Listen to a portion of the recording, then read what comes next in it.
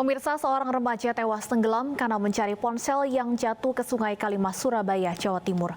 Jenazah korban berhasil dievakuasi tim SAR usai pencarian selama beberapa jam.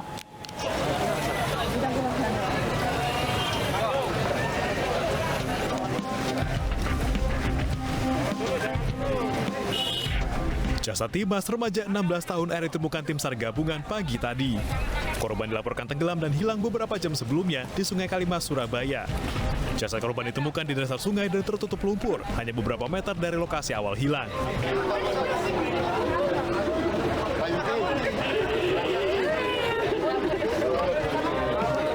Keluarga tak mampu menahan kesedihan saat menyaksikan evakuasi jenazah korban. Sebelumnya, korban dilaporkan hilang tenggelam saat mencari ponselnya yang jatuh ke dalam sungai. Posisi ini kan kayak kemarin malam ini kan struktur dasar sungainya kan macam-macam. Ada yang lumpur, itu di lumpur. Jadi masuk tertancap di lumpur gitu Pak ya? Iya, itu di lumpur. Namanya jalannya. Jenazah korban kemudian dibawa ke RSUD Dr. Sutomo Surabaya untuk divisum. Sudah 2 kali dalam 2 pekan peristiwa orang tenggelam terjadi di lokasi yang sama. BPP Linmas Surabaya mengimbau warga tidak berenang di sungai ini. Dari Surabaya, Jawa Timur, Rahmat Ilyasan, Ajus melaporkan. Sebuah ruangan di lantai 1 gedung Basarnas Kemayoran, Jakarta terbakar pagi tadi.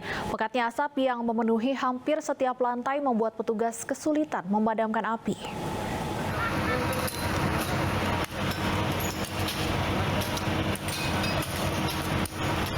Kebakaran terjadi di ruang pusat data dan informasi yang berada di lantai 1 gedung Basarnas di Jalan Angkasa, Kemayoran, Jakarta pagi tadi. Kebakaran diduga akibat korsleting listrik di ruangan ini. Untuk memadamkan api, petugas terkendala oleh asap yang memenuhi setiap lantai gedung. Petugas menerjunkan alat penghisap asap dan memecahkan beberapa kaca untuk memadamkan api. Api baru bisa dipadamkan 30 menit kemudian. Meski tidak ada korban jiwa, namun aktivitas di lantai 1 gedung Basarnas dihentikan sementara. Ke TKP, alhamdulillah sekitar 30 menit kita bisa padamkan. Prosesnya kita membuka 3 jendela dan menggunakan buat mengusir asap keluar. Ini yang terbakar apa Pak? Jadi ruang yang terbakar itu adalah ruang Kepala Pusdatin. Kepala Pusdatin, alhamdulillah barang-barang berharga yang bersangkutan masih dalam keadaan aman. Kita berikan tadi kepada Kepala Biro Umum. Tersinggung karena dituduh menyelingkuhi istrinya, seorang kakek di Klaten, Jawa Tengah nekat membunuh sahabatnya sendiri. Pelaku yang emosi menganiaya korban hingga tewas.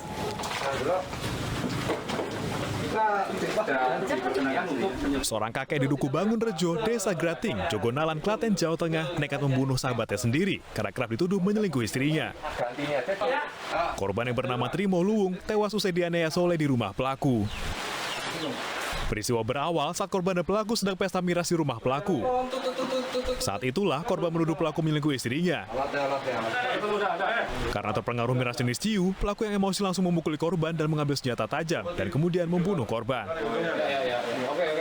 Yang bersangkutan tersinggung karena pada saat yang bersangkutan bersama korban itu sedang melakukan minuman keras, terjadi cekcok mulut dan perkelahian sehingga menimbulkan niat yang bersangkutan untuk melakukan penganiayaan terhadap korban hingga meninggal dunia. Setelah menangkap pelaku, polisi juga menyita barang bukti senjata tajam yang disimpan di belakang lemari pakaian. Dari Klaten, Jawa Tengah, Saiful Effendi, iNews melaporkan. Polisi menindaklanjuti peristiwa mobil plat merah yang diduga menghalangi ambulans di Klaten, Jawa Tengah.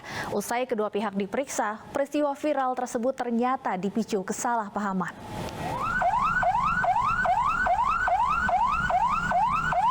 Video sebuah mobil plat merah yang diduga menghalangi laju ambulans di Jalan Pemuda Klaten, Jawa Tengah ini viral di media sosial beberapa waktu lalu.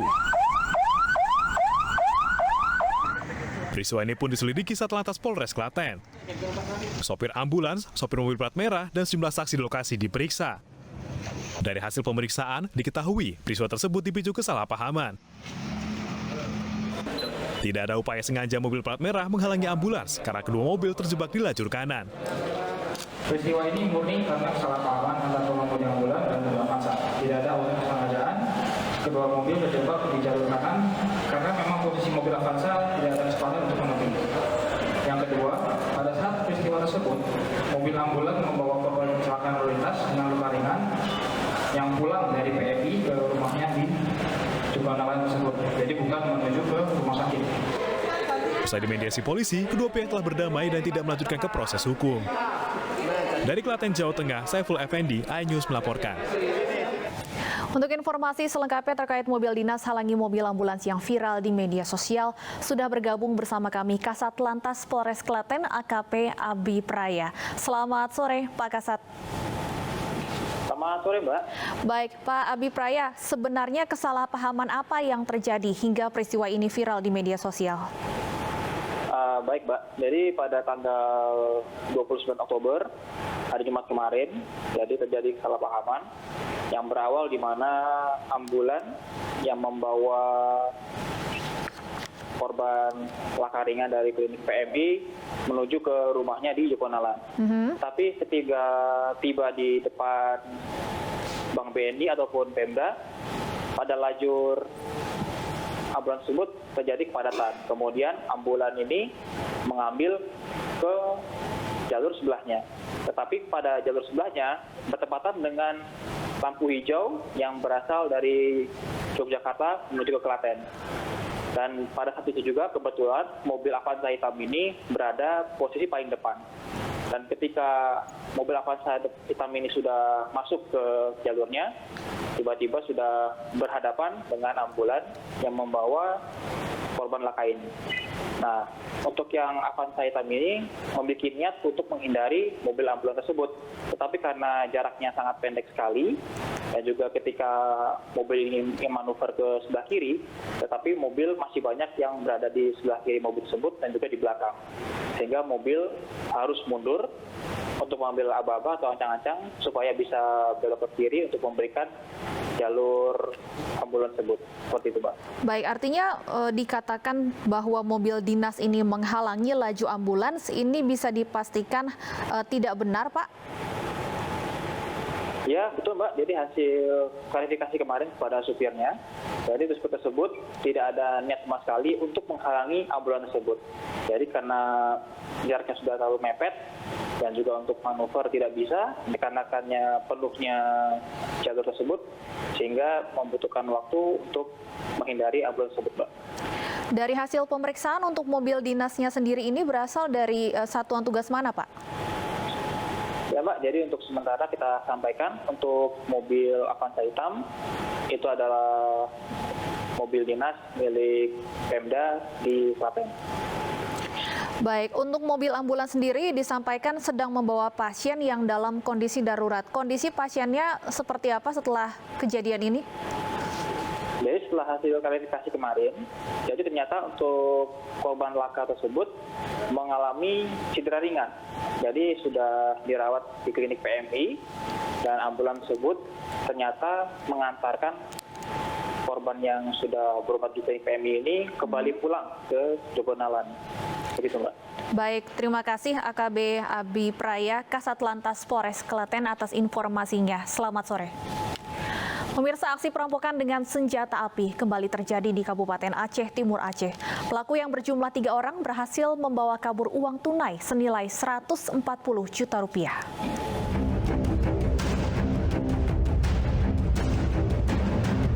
Aksi perampokan dengan senjata api di sebuah toko pakaian di Aceh Timur Aceh terekam kamera pengawas.